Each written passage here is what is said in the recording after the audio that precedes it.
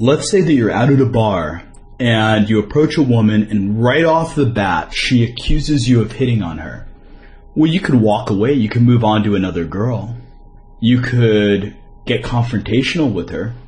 But here's something more powerful. Agree with her. Maybe say, yes, I am hitting on you. And in fact, your friends told me that you were very shy and you get no male attention. So they paid me a large sum of money to come over here and hit on you. So your friend's sake, since they shelled out a lot of dough, at least pretend that you're enjoying yourself. Now, this is actually something I've used several times. And what I want you to do is I want you to take a few minutes, put the CD on pause, and think about what's going on here. Try and break it down yourself. Maybe even write it down. And then when you're finished, turn the CD back on. So let's break down what's going on here. Instead of fighting her, you're agreeing with her that you're hitting on her. But you're bringing in a bigger plot, a bigger story, which is going to change the sexual frame. You aren't hitting on her because you like her. You're hitting on her because her friends paid you a lot of money to come over and talk to her because they feel sorry for her. Here's what could possibly happen. Here's the first possibility, the first scenario. She doesn't believe you for a second. She knows you're full of shit. But she's also aware of the fact that you're too powerful to get sucked into her sexual frame, that you're hitting on her. And this in itself is going to increase your prizability in her eyes. Another possibility is that she's not going to believe you, but she's going to try and qualify to you that she's not desperate or shy.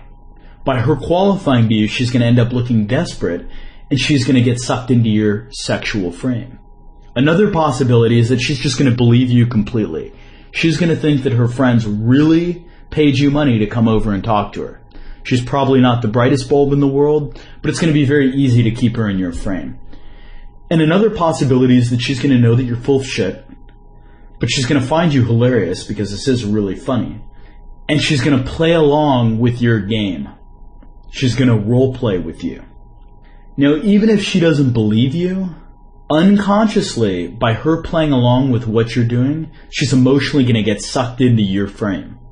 Now, with the last three scenarios, the meta frame is that you're the prize the woman is trying to win over.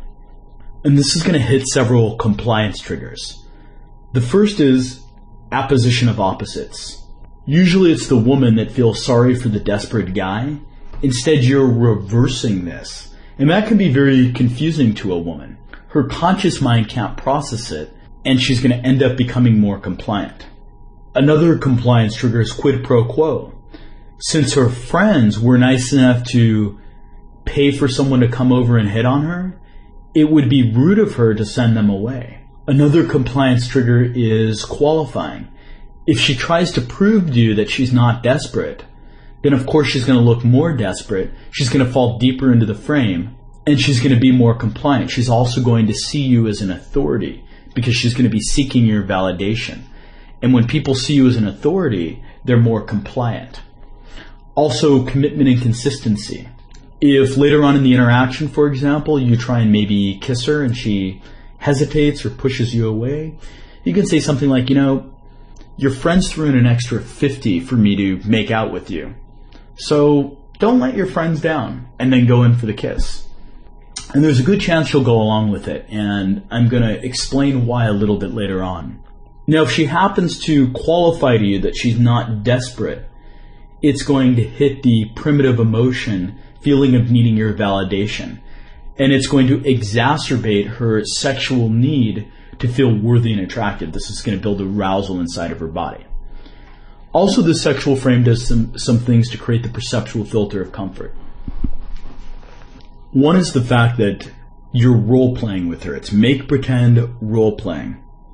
This allows her to do things that she might not normally do because of social mores or because she wouldn't want to look like a slut, or maybe she has rules about dating or whatever. So an example of this is, which I already mentioned, is maybe the woman, won't make out with you or won't sleep with you, not because she doesn't like you, but because maybe she has a rule that that's not something she does right away with a guy because she doesn't want to be seen as a slut. Well, by using this sexual frame, or by keeping the whole role-playing game going, you can say, well, your friends threw in an extra 100 for us to be together, for me to make out with you. So you wouldn't want to let them down.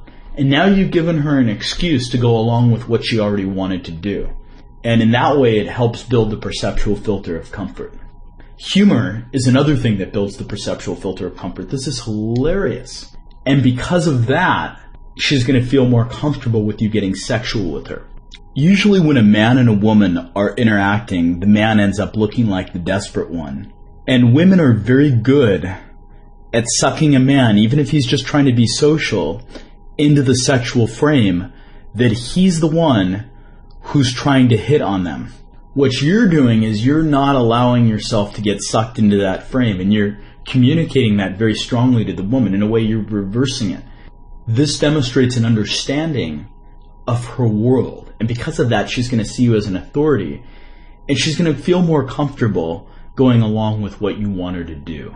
Also, if she ends up qualifying herself to you that she's not desperate, if she ends up seeking your validation, she's also going to see you as an authority. And that's going to help build the perceptual filter of comfort.